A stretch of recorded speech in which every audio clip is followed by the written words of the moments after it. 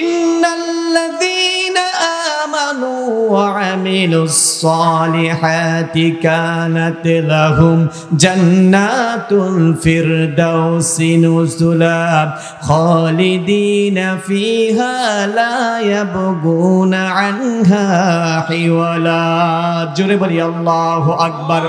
আল্লাহ রাব্বুল আলামিন বলেছেন, নবী গো, যারা ঈমান আনবে, আমিলুস সালিহাত, আরশ থেকে ভালোবাসা দিবেন, আবার অন্য আয়াতের মধ্যে বলেছেন তাদেরকে জান্নাত দিয়ে দিবেন। ইয়া রাসূলুল্লাহ, নবীজি, তারা জান্নাত পাওয়ার আশায়, আল্লাহর ভালোবাসা পাওয়ার আশায় তারা এখানে এসেছেন, কি করা যায়? এমন সময় আল্লাহর নবী হাঁটি হাঁটি পা পা করে সেই মহিলার কাছে এসে বলেন, মা গো মা, কি জন্য এসেছেন? জলদি করে একটু বাতাও, জলদি করে তুমি একটু বলো তো। আল্লাহর নবীর সাহাবী মহিলা বলতেছেন, ইয়া রাসূলুল্লাহ, আপনার কাছে আর কি বলবো নবীজি, আমার স্বামী যুদ্ধের ময়দানে শহীদ হয়েছেন, আমি যুদ্ধের ময়দানে শহীদ হওয়া শহীদের একজন স্ত্রী, আমার এটা সন্তান, ছোট্ট একটি সন্তানকে আপনার কাছে নিয়ে এসেছি। আপনি বলেছেন মদিনা থেকে, মদিনা মসজিদুন নববী থেকে আপনি বলেছেন জিহাদের ময়দানে যেতে হবে, সমস্ত সাহাবায়ে কেরাম রেডি হয়েছে, আমার সন্তান ডাক দিয়ে বললেন, মা গো মা, সেই কষ্টটা লাঘব করার জন্য তুমি কি এখানে এসেছো? আল্লাহর নবীর সাহাবী ডাক দিয়ে বলেন, নবীজি, আমি এখানে এসেছি, আমার স্বামী জিহাদের ময়দানে শহীদ হয়েছে, আমি চাই আমিও শহীদ হয়ে যাব, আমার সন্তান শহীদ হবে, কিয়ামতের ময়দানে কঠিন মুসিবতের সামনে আমরা দাঁড় হয়ে যাব। আল্লাহ বলেছেন, ইয়া ইবাদি লা খাউফুন আলাইকুমুল ইয়াউমা, আমাদের কোনো চিন্তাও থাকবে না, ভাবনাও থাকবে না, হাসতে হাসতে স্বামী স্ত্রী সন্তান সকলে মিলে আমরা জান্নাতে যেতে পারবো। জোরে বলি সুবহানাল্লাহ। ইয়া ইবাদি লা খাউফুন আলাইকুমুল ইয়াউমা ওয়া লা আনতুম তাহজানুন। জোরে বলি আল্লাহু আকবার। আল্লাহ রাব্বুল আলামিন তামাম পৃথিবীর যিনি মালিক, যিনি খালিক, যিনি স্রষ্টা, যিনি প্রভুকর্তা, সে আল্লাহ রাব্বুল আলামিন তামাম পৃথিবীর সমস্ত মানুষগুলোকে কঠিন একটা ডাক দিয়ে বললেন, নবী গো, তামাম পৃথিবীর মধ্যে যারা মানুষ নামে জন্মগ্রহণ করেছো, হিন্দু, মুসলমান, বৌদ্ধ, খ্রিস্টান, জাতি নির্বিশেষে তামাম পৃথিবীর মধ্যে যত মানুষ রয়েছে, সমস্ত মানুষগুলোকে আমি আল্লাহ রাব্বুল আলামিন একটা ডাক দিলাম। এই মানুষগুলোকে কি একটা ডাক দিলেন আমার আল্লাহ কোরআনুল কারীমের মধ্যে ঘোষণা করলেন। সূরাতুল যুখরুফ আয়াত নাম্বার 68 69, আপনারা কোরআনুল কারীম যারা পড়তে জানেন একটু পড়বেন। আমার আল্লাহ বললেন, নবী গো, ইয়া ইবাদি লা খাউফুন আলাইকুমুল ইয়াউমা ওয়া লা আনতুম তাহজানুন। এই পৃথিবীর মধ্যে যেই মানুষগুলো ঈমান নামক দৌলতখানা গ্রহণ করেছেন, যারা মানুষগুলো যারা ঈমান এনেছেন, নেকির কাজ যেই মানুষগুলো করেন, আমার আল্লাহ রাব্বুল আলামিন বললেন, নবী, এই মানুষগুলোকে বলে দাও, এই মানুষগুলোর কোনো ভয় থাকবে না, চিন্তাও থাকবে না। আমার আল্লাহ রাব্বুল আলামিন বললেন, নিজেই আমি আল্লাহ রাব্বুল আলামিন তাদের জন্য অভয় হয়ে গেলাম। জোরে বলি সুবহানাল্লাহ। কি কাজ করতে হবে, কোন কাজটি করলে আল্লাহ রাব্বুল আলামিন এই মানুষগুলোর কোনো চিন্তা থাকবে না, ভয়ের কোনো কারণ থাকবে না? আমার আল্লাহ রাব্বুল আলামিন বললেন, নবী গো, এই মানুষগুলোকে প্রথম নাম্বার যেই কাজটি করতে হবে, আল্লাযীনা আমানু, আমার আল্লাহ রাব্বুল আলামিন বললেন প্রথম নাম্বার কাজ হলো ঈমান নামক দৌলতখানা গ্রহণ করতে হবে। জুড়ে বলি সুবহানাল্লাহ। তাহলে কি গ্রহণ করতে হবে? ইয়া ইবাদি লা খাউফুন আলাইকুমুল ইয়াউমা, আল্লাহ বললেন তোমাদের কোনো চিন্তাও নাই, ভয়ের কোনো কারণ নাই, তোমাদের চিন্তাও নাই, ভয়ের কোনো কারণ নাই। কোন দিনের কথা এটা আল্লাহ বললেন? কিয়ামতের ময়দানে। কোন দিন? কিয়ামতের ময়দানে। আপনি ঘুরতেছেন ফিরতেছেন, আপনি মনে করতেছেন এই দিন শেষ, সামনে আমাদের হিসাব আছে না, কবরে হিসাব আছে না, মিজানে হিসাব আছে না, ফুলসিরাতে হিসাব আছে না। হিসাব ছাড়া পার হওয়ার কোনো সুযোগ নাই। এই জন্য আল্লাহ বললেন, ইয়া ইবাদি লা খাউফুন আলাইকুমুল ইয়াউমা, তোমাদের চিন্তাও নাই, ভয়ও নাই।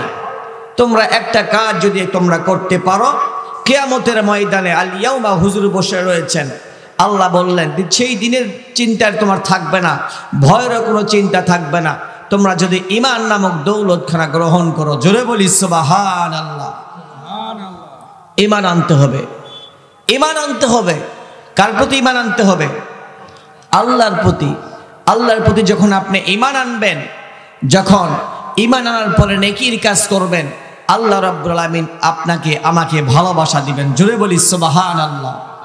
আল্লাহ রাব্বুল আলামিন অন্য আয়াতের মধ্যে বললেন ইন্নাল্লাযীনা আমানু ওয়া আমিলুস সালিহাতি সায়াজআলু লাহুমুর রাহমানু উদ্দা। জোরে বলি আল্লাহু আকবার। আল্লাহ বললেন নবী গো, যেই বান্দা বান্দীগুলো ঈমান আনার পরে নেকির কাজ যখন এই বান্দা বান্দীগুলো জমিনের মধ্যে চালু করবে, আমি আল্লাহ রাব্বুল আলামিন আমি আরশে মহল্লা থেকে সেই বান্দা বান্দির প্রতি আমি আল্লাহ ভালোবাসা দিব। জোরে বলি সুবহানাল্লাহ। ঈমান আনার পরে নেকির কাজ করতে হবে। সম্মানিত দ্বীনি ভাইয়েরা, ঈমান আনার পরে নেকির কাজ যদি কোনো মানুষ বান্দা বান্দি চালু করে দেয়, এই মানুষগুলোর কোনো ভয়ও থাকবে না, চিন্তাও থাকবে না। কেমন একটা নেকির কাজ আমি আপনাদের সামনে পেশ করে দেই। আল্লাহর নবী মসজিদে নববীতে বসা এমন সময় বিশ্বনবী বললেন, ও সামনে যতগুলো সাহাবায়ে কেরাম রয়েছে, তোমরা আমার একটা বক্তব্য শোনো। মসজিদের নববীতে যারা গিয়েছেন তারা বিশ্বনবীর সেই মসজিদটা যারা দেখেছেন, আল্লাহ আমাকেও নিয়ে গিয়েছিলেন, আমিও দেখেছি। আল্লাহর নবী মসজিদের নববী থেকে কঠিন একটা ডাক দিয়ে বললেন, ও সাহাবায়ে কেরাম, সামনে একটা যুদ্ধ হবে, যুদ্ধের ময়দানের জন্য তোমরা ঝাঁপিয়ে পড়বা, তোমরা যুদ্ধের জন্য সমস্ত মানুষগুলো তৈরি হতে থাকো। আল্লাহর নবী যেমন ডাক দিয়েছেন, সঙ্গে সঙ্গে সাহাবায়ে কেরাম বললেন, ইয়া রাসূলুল্লাহ, আমাদের পিতামাতা আপনার কদম মোবারকে কুরবান হয়ে যাক। নবী গো, ঈমান যখন এনেছি সেই দিনই আমরা আত্মসমর্পণ করেছি। ও দয়ার নবী, করুণার ছবি, আপনি যদি বলেন ডান দিকে যেতে হবে, আমরা সঙ্গে সঙ্গে ডান দিকে ঝাঁপ দিব। সেখানে আমার বাবা ডাকলো আমরা যাব না, মা ডাকলো আমরা সেই দিকে তাকাবো না। নবী গো, কি করতে হবে একটু বলেন না কেন শুনি। আল্লাহর নবী ডাক দিয়ে বললেন, সাহাবায়ে কেরাম, তোমাদেরকে দুইজন ব্যক্তিকে তোমরা জিহাদের ময়দানের নামগুলো তোমরা লিখবে না। প্রথম নাম্বার হলো যেই মানুষগুলো বৃদ্ধ রয়েছে, বৃদ্ধা রয়েছে, যারা মুরব্বী হয়ে গিয়েছে, বয়স হয়ে গিয়েছে, এইরকম তোমরা কোনো মানুষগুলোকে তোমরা জিহাদের ময়দানের নাম তালিকা করবা না। আর দ্বিতীয় নম্বরে হলো যেই মানুষগুলো ছোট্ট সোনার চান ফুটফুটে সন্তান, যারা তিফলুন, যারা ছোট্ট ছোট্ট বাচ্চা রয়েছে, এই বাচ্চার নামগুলো যেন জিহাদের ময়দানের তালিকায় তোমরা করো না। আল্লাহর নবীর কথা শোনা মাত্র সাহাবায়ে কেরাম চুপ থাকলেন। এমন সময় এই কথা যখন মদিনা মুনওয়ারার চতুর্দিকে যখন ছড়িয়ে ছিটিয়ে পড়ে গেল, সমস্ত মানুষগুলো যখন দোতরা তারের মতন টনটনা, জিহাদের ময়দানে যেতে হবে, সমস্ত মানুষগুলো যখন অস্ত্র নিয়ে ট্রেনিং শুরু করলেন, সমস্ত মানুষের মধ্যে কলিজার মধ্যে একটা ভালোবাসা, একটা আগ্রহ। রাসূল ডেকেছেন জিহাদের ময়দানে যাব, জীবনখানা দিয়ে দিলে আল্লাহ রাব্বুল আলামিন জান্নাতে নিয়ে যাবেন। এইরকম চিন্তা নিয়ে, পরিকল্পনা নিয়ে সমস্ত মানুষ যখন সামনের দিকে যাবেন, হঠাৎ করে গভীর রাত, হঠাৎ করে একজন মা কান্নাকাটির মধ্যে অস্থির হয়ে গেলেন, কাঁদতেছেন আর কাঁদতেছেন। গভীর রাতের মধ্যে যখন কান্না করতে করতে অস্থির অবস্থা, আর চোখের পানি যখন বেঁধে রাখতে পারে না, তার ছোট্ট একটি সন্তান ডাক দিয়ে বলেন, মা গো মা, গভীর রাতে যেই মানুষগুলো ঘুমিয়ে থাকে, মা আপনি কেন কাঁদেন? দয়া করে মেহেরবানি করে বলবেন নাকি? মাকে সন্তান ডাক দিয়ে, মাকে ডাক দিয়ে বলতেছেন, মা কি জন্য কাঁদতেছেন? এত রাতের মধ্যে কি জন্য কাঁদেন? আমার বাবা মারা গিয়েছেন, এই জন্য আপনি কাঁদেন নাকি? এমন সময় সন্তানকে মা ডাক দিয়ে বলেন, না রে বেটা না, তোমার বাবা তো জিহাদের ময়দানে শহীদ হয়েছেন, আমি শহীদের স্ত্রী কেন কাঁদবো? এই জন্য কাঁদি না, একটা কারণে আমি কাঁদতেছি। বিশ্বনবী মদিনা মসজিদ থেকে একটা এলান দিয়েছেন, তুমি কি শুনেছো নাকি? আল্লাহর বান্দা বললেন, মা গো মা, আমি তো শুনি নাই, বুঝতে পারি নাই। আল্লাহর নবীর সাহাবী হঠাৎ করে বললেন, সেই দিন বিশ্বনবী বলেছেন, যেই দিন বিশ্বনবী বলেছেন জিহাদের ময়দানে যেতে পারবে না ছোট্ট মানুষ আর মহিলা মানুষ যেতে পারবে না, যেই দিন বলেছেন সেই দিন থেকে আমার বুকের মধ্যে কান্না রয়েছে। যেহেতু ঈমান এনেছি, নেকির কাজ করলে আল্লাহ আরশ থেকে ভালোবাসা দিবেন, হয়তো আমি নেকির কাজ করতে পারবো না। এইরকম চিন্তা করতে করতে অস্থির অবস্থা সুস্থির করার জন্য গভীর রাতে সন্তান এবং মা আলোচনা করতে করতে অস্থির অবস্থা, মাকে ডাকতে বলে, মা কি কাজ করলে জিহাদের ময়দানে যেতে পারবো? আল্লাহর নবীর সাহাবী হঠাৎ করে মা বলতেছেন, বেটারে, জিহাদের ময়দানে যেতে হলে আমাদের নবীর কাছে যেতে হবে। সকালবেলা হাঁটি হাঁটি পা পা করে মসজিদের নববীতে চলে গেলেন। যাওয়ার পরে আল্লাহর নবীর সাহাবীরা একটা কাতারে আবদ্ধ হয়ে রয়েছেন। কাতারে আবদ্ধ, এমন সময় ছোট্ট বাচ্চা ধীরে ধীরে যায় সেই কাতারের মধ্যে সামিল হয়েছেন। মা সাইডে দাঁড়ানো, হঠাৎ করে সাহাবায়ে কেরাম দূর থেকে লক্ষ্য করে দেখার পরে দেখলেন এখানে মহিলা কেন? সঙ্গে সঙ্গে ডাকতে বলেন, মা গো মা, জিহাদের ময়দানে যাওয়ার জন্য বিশ্বনবী মহিলা মানুষকে কোনোদিন পারমিশন দিবে না। মা গো মা, আপনি কেন জিহাদের ময়দানে যাওয়ার জন্য এখানে এসেছেন? আল্লাহর নবীর সাহাবী মহিলা ডাক দিয়ে বলেন, বাবা রে, আমরা জিহাদের ময়দানে যাব বুকে বুক ভরো আশা নিয়ে আমরা এখানে এসেছি। দয়া করে মেহেরবানি করে নবীর সাথে একটু কথা বলার সুযোগ করে দেন। জুড়ে বলি সুবহানাল্লাহ। নবীর সাথে একটু কথা বলার সুযোগ করে দিলে আমরা ধন্য হতাম। জোরে বলি সুবহানাল্লাহ। যেহেতু আমরা ঈমান এনেছি, আমরা যদি নেকির কাজ করতে পারি আল্লাহ আরশ থেকে ভালোবাসা দিবেন। জোরে বলি সুবহানাল্লাহ। আমরা নেকির কাজ করি না, আমরা গুনার কাজ করার জন্য পাগল পারা, দিশেহারা, আত্মহারা। কথা বলেন ঠিক কিনা? কে কত গুনাহ করতে পারবে, এই গুনার আমরা প্রতিযোগিতায় নেমেছি বর্তমান এই অবস্থায়। কথা বলেন ঠিক কিনা? আমরা কিভাবে আমল করলে জান্নাতে যেতে পারবো, পবিত্র কুরআনুল কারীম শিক্ষা করলে আমরা সেই অনুযায়ী আমল করলে জান্নাতে যেতে পারবো, এই খেয়াল আমাদের নাই। আমাদের সামনে একটা মাদ্রাসা রয়েছে, মদিনাতুল উলুম হাফেজি কওমি মাদ্রাসা। সেখানে আপনি শিক্ষা গ্রহণ করলে হাফেজ হতে পারবেন, আলেম হতে পারবেন, এই খেয়াল না। আমরা শুধু চিন্তা করি দুনিয়াতে কেমন করে টাকা কামাবো, কিভাবে আমরা উঁচুতলা বাড়ি করতে পাবো, কিভাবে আমরা ধনী হতে পারবো। কথা বলেন ঠিক কিনা? কিন্তু আল্লাহ বললেন, নবী, ইয়া আইয়ুহাল্লাযীনা আমানু লা তুলহিকুম আমওয়ালুকুম ওয়ালা أولادكم عن ذكر الله ومن يفعل ذلك فأولئك هم الخاسرون জোরে বলি আল্লাহু আকবার। আল্লাহ বললেন, নবী, ইয়া আইয়ুহাল্লাযীনা আমানু, হে ঈমানদারগণ, লা তুলহিকুম আমওয়ালুকুম ওয়ালা আওলাদুকুম আন যিকরিল্লাহ, তোমাদের সম্পদ এবং সন্তান যেন আল্লাহ স্মরণ থেকে তোমাদের যেখানে উদাসীন করে না ফেলে, তোমাদের কেন যেন গাফেল করে না ফেলে। তার মানে হলো সন্তান এবং সম্পদ, এই দুনিয়ার মধ্যে যত অপকর্ম রয়েছে সব কাজের মূল হলো সম্পদ এবং সন্তান। কথা বুঝে থাকলে জবাব দিবেন ঠিক কিনা? ও ইসলামের দরদি, চিকন কায়দায় দুইটি কথা বলে দিয়ে যায়, সময় সংকীর্ণ। রাসূল বলেছেন, যদি কোনো মানুষ কুরআনুল কারীমের একটি অক্ষর তেলাওয়াত করে লম্বা করে নেয়, মুসলমান, কেন বললাম কুরআনুল কারীম তেলাওয়াতের কথা, কেন বললাম হিলকন্ডা হাফেজি কওমি মাদ্রাসার কথা? রাসূল বলেছেন, যদি কোনো ব্যক্তি বিশ্বনবী মদিনা মুনাওয়ারার সবুজ গম্বুজ যেখানে রয়েছেন, আল্লাহ রাসূল সেখানে বসা, হঠাৎ করে সাহাবায়ে কেরাম লক্ষ্য করে দেখেন মুস্কি মুস্কি একটা হাসি। আল্লাহর নবীর মুখের হাসি দেখে সাহাবায়ে কেরাম ডাক দিয়ে বললেন, নবীজি,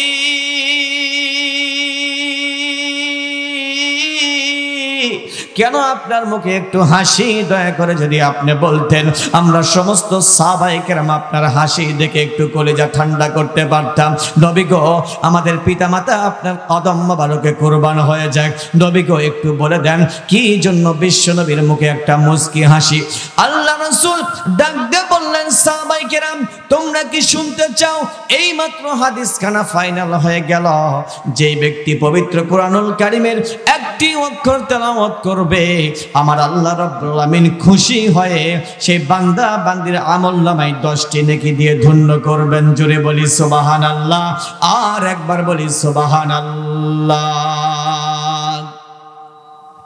কয়টি নেকি দিবেন? 10টি। আর যদি আমরা কোরআনুল কারীম না শিখে যদি গান শিক্ষা করি, তাহলে কয়টি নেকি দিবেন? নেকি দিবেন? কি দিবেন? গুনাহ দিবেন। আজ থেকে 2 দিন আগে একটা হাদিস পড়লাম। বিশ্বনবী বলেছেন, যতক্ষণ পর্যন্ত পিতা এবং মাতার দায়িত্বে যখন মেয়ে থাকে, কে থাকে? কন্যা থাকে। এই কন্যা যদি অবিবাহিত অবস্থায় কোনো অকাম কুকাম করে, তাহলে মানে অন্যায় যদি কোনো কাজ করে, রাসূল বলেছেন এই যে অন্যায় কাজ করবে, এই যে সাজা, যে গুনাহটা হবে, মা বাবার আমলনামায় ফাও হিসাবে দেওয়া হবে। জুড়ে বলি নাউজুবিল্লাহ। যদি কোনো মানুষের, যদি কোনো সন্তানের, যদি কোনো কন্যা সন্তানের মধ্যে কোরআনুল কারীমের আয়াত থাকে, ওই ব্যক্তি কি 14 ফেব্রুয়ারি পালন করতে পারবে? ওই ব্যক্তি কি 14 ফেব্রুয়ারি ভ্যালেন্টাইন্স ডে পালন করতে পারবে? পারবে না। শোনার চান, বিশ্বনবী বললেন, যদি কোনো অবিবাহিত মেয়ে যদি অন্যায় কাজে যদি কোনো চলে যায়, আর ওই ব্যক্তি যতগুলো অন্যায় কাজ করবে, যত ছেলের সাথে যত সেটিং করবে, যত মেয়ে যত অন্যায় কাজ করবে, বাবার আমলনামায় ফাও হিসাবে গুনাহগুলো যোগ হতে থাকবে। জুড়ে বলি নাউজুবিল্লাহ। আর লম্বা করব না, বিশ্ব নবীর দিকে তাকিয়ে রয়েছেন।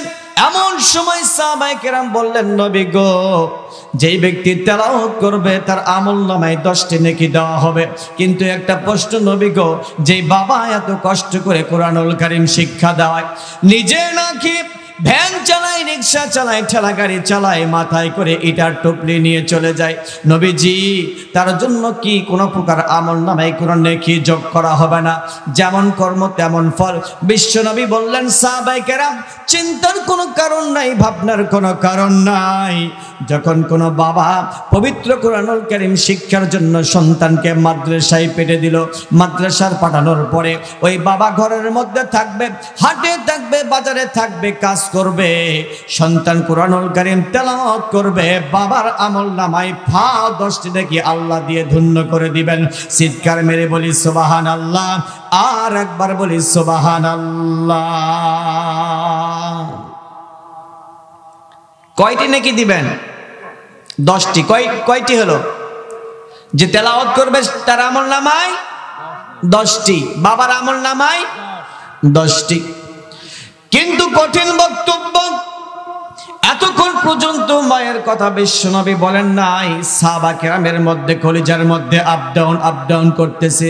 হারে কলিজার বাঁধন ছাড়া সন্তান একটা করে সন্তান জন্ম দিতে গিয়ে হয়তো বিভিন্ন জায়গা থেকে মায়েরা দেখতেছেন মাহফিল, একটা সন্তানকে জন্ম দিতে গিয়ে মায়ের কলিজা থেকে, মায়ের বুক থেকে, মায়ের পেট থেকে কতগুলো রক্ত চলে যায়, বালতি বালতি রক্ত বন্যার পানির মতো চলে যায়।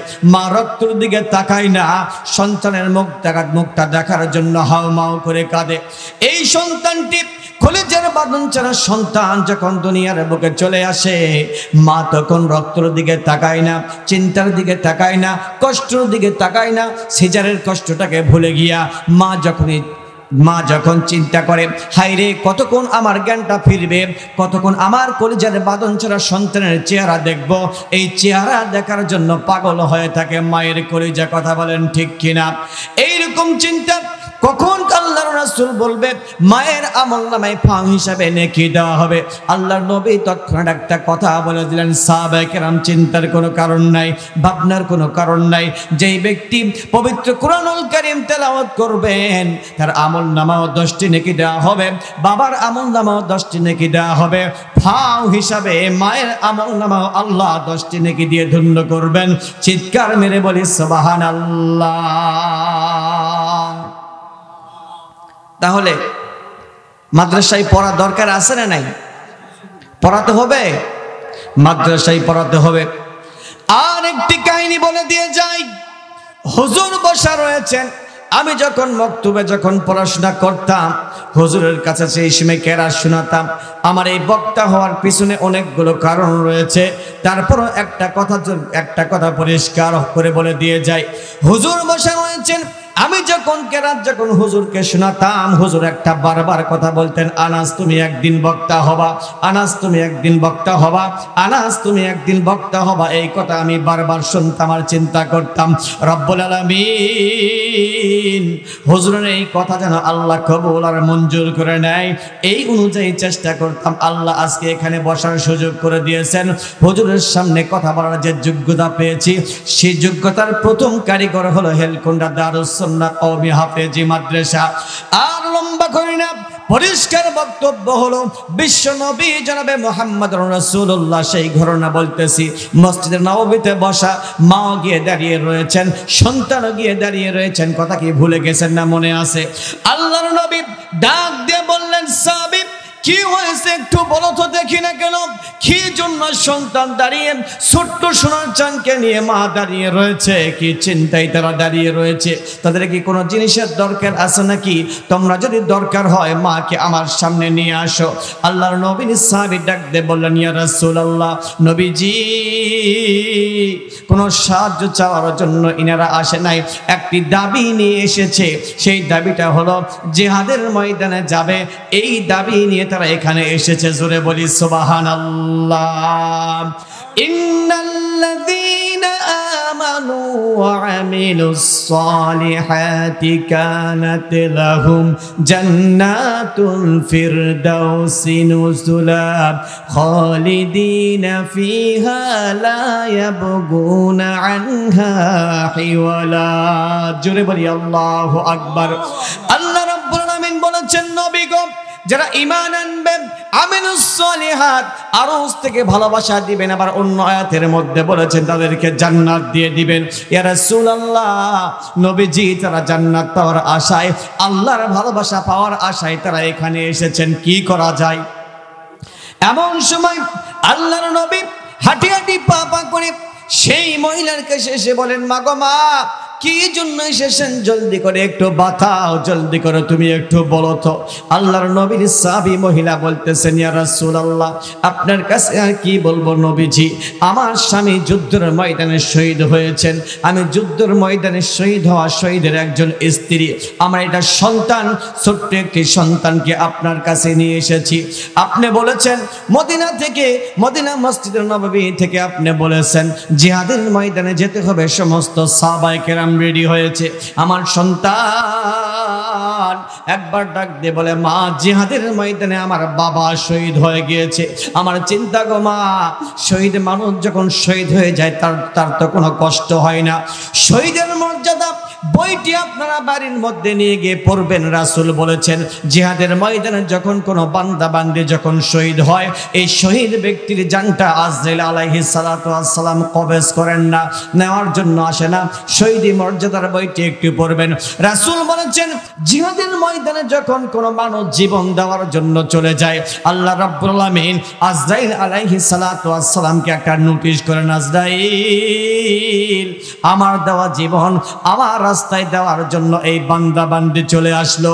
ও আজরাইল, হাতটি যখন তার কলিজার মধ্যে মারবা, সঙ্গে সঙ্গে চিন্তা করবা আল্লাহ রাব্বুল আলামিন কুদরতি হাত আমার আল্লাহ রাব্বুল আলামিন সেই বান্দা বান্দির কলিজার মধ্যে দিয়ে দেয়, যার কারণে শহীদি ব্যক্তির কোনো মৃত্যুর কষ্ট হয় না। জোরে বলি সুবহানাল্লাহ, আর একবার বলি সুবহানাল্লাহ।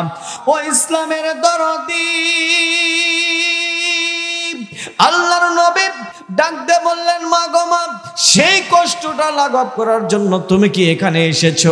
আল্লাহর নবীর সাহাবী ডাক দিয়ে বলেন, নবীজি আমি এখানে এসেছি, আমার স্বামী জিহাদের ময়দানে শহীদ হয়েছে, আমি চাই আমিও শহীদ হয়ে যাব, আমার সন্তান শহীদ হবে, কিয়ামতের ময়দানে কঠিন মুসিবতের সম্মুখীন আমরা দাঁড় হয়ে যাব।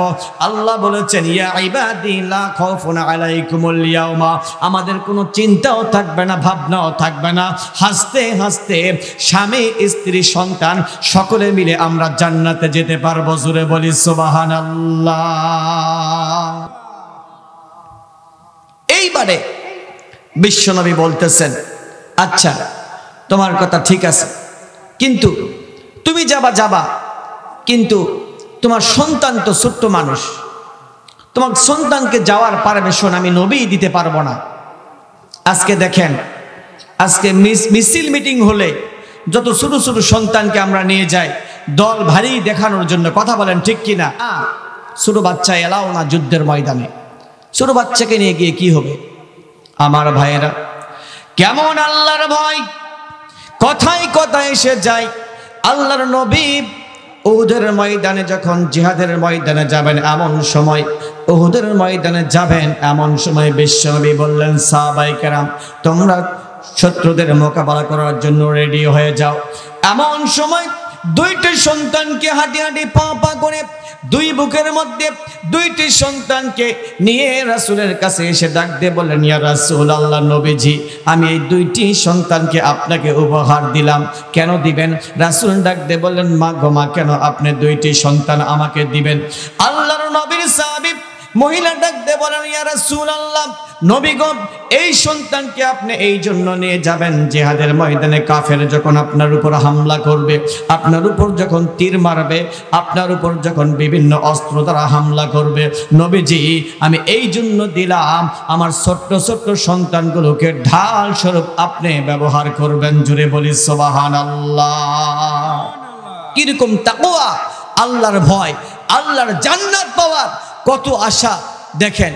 এইরকম ভাবে রাসূলকে ডাক দিয়ে বললেন, মা গো মা,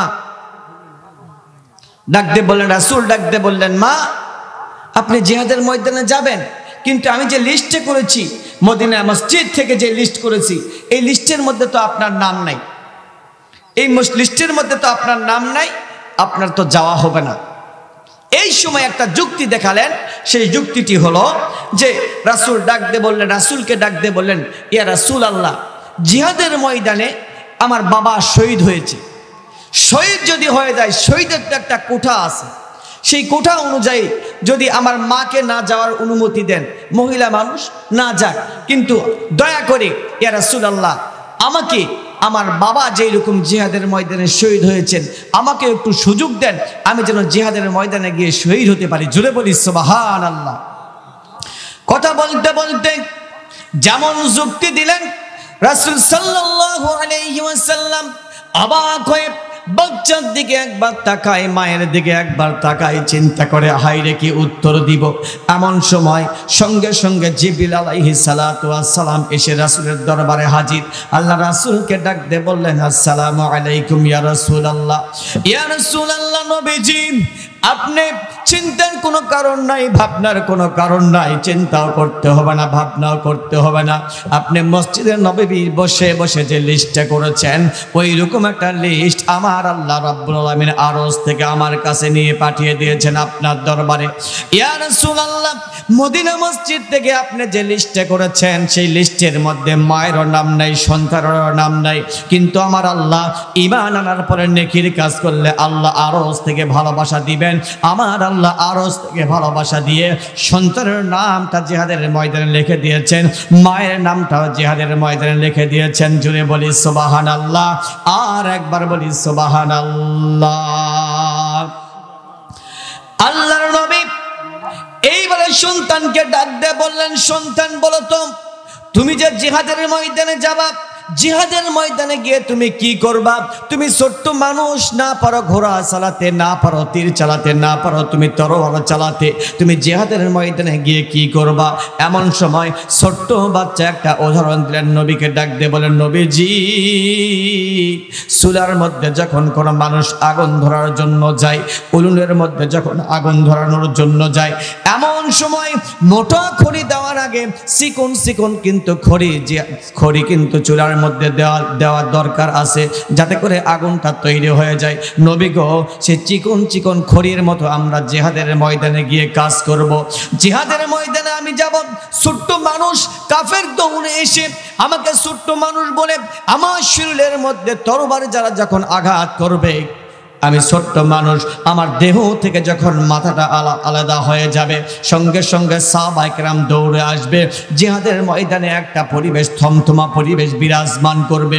সমস্ত সাহাবায়ে কেরাম চিন্তা করবে, হায় রে সোনার টুকরা, সোনার সন্তান, কলিজা বাঁধন ছাড়া মায়ের সন্তান শহীদ হয়ে গেল। যেমন ভাবে আগুন যেই রকম ছোট কঞ্চি যারা যেমন আগুন দাও দাও করে ধরে, আমি জিহাদের ময়দানে আগুন তৈরি করব। আপনারা বড় বড় সাহাবী গিয়ে সেখানে যুদ্ধ করে আল্লাহ বিজয় দান করবেন। জোরে বলি সুবহানাল্লাহ, আর একবার বলি সুবহানাল্লাহ।